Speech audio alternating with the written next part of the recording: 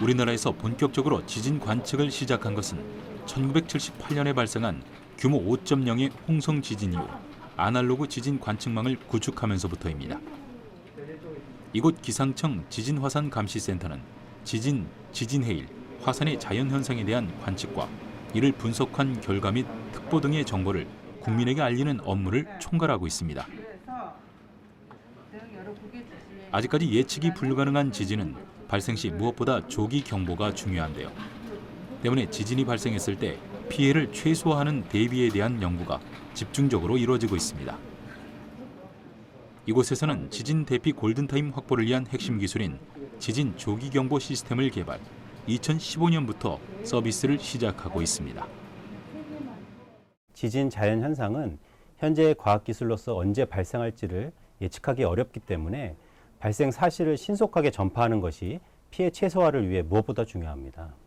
이를 위해 기상청은 지진, 지진해일, 화산 활동을 감시하기 위한 각종 관측망을 구축하여 운영하고 있으며 실시간으로 관측하여 지진, 지진해일, 화산 발생 시 관측 결과를 관계기관과 대국민에게 신속하게 제공하기 위해 노력하고 있습니다.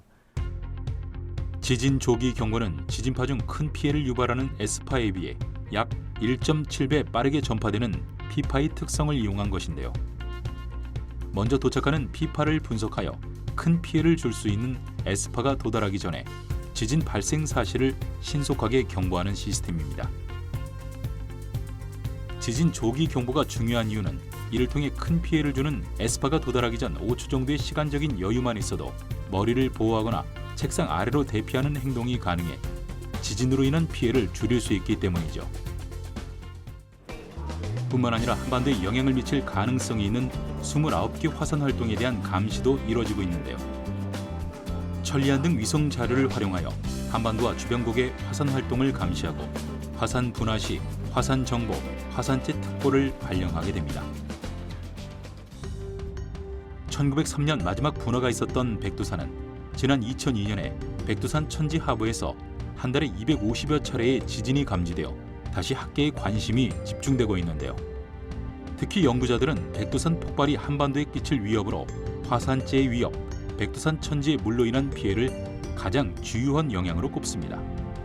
이외에도 백두산 폭발은 한반도 전체를 넘어 전 세계에 막대한 피해와 영향을 줄 수 있다고 말합니다. 이런 화산이나 지진 발생 시 피해를 최소화하기 위해 우리는 무엇을 해야 할까요? 국가적 차원의 방제 대책 마련도 중요하지만 개인의 피해를 최소화할 수 있는 준비도 필요합니다. 국민들께서는 상황 발생 시 곧바로 정보를 확인하고 올바로 대응할 수 있도록 평소 지진, 지진해일, 화산에 대한 이해도를 높이고 행동 요령을 익혀두어야 할 것입니다. 화산 폭발 시에는 많은 피해가 화산재에 의해 일어나는데요. 화산재 낙하 전에는 문틈이나 환기구, 창문 등을 막고 배수관, 빗물 수집 시설과 탱크를 분리합니다. 화산재 낙하 중에는 가급적 실내에 머무르고 만약 실외에 있을 경우에는 코와 입을 막고 자동차나 건물 등으로 신속하게 대피합니다.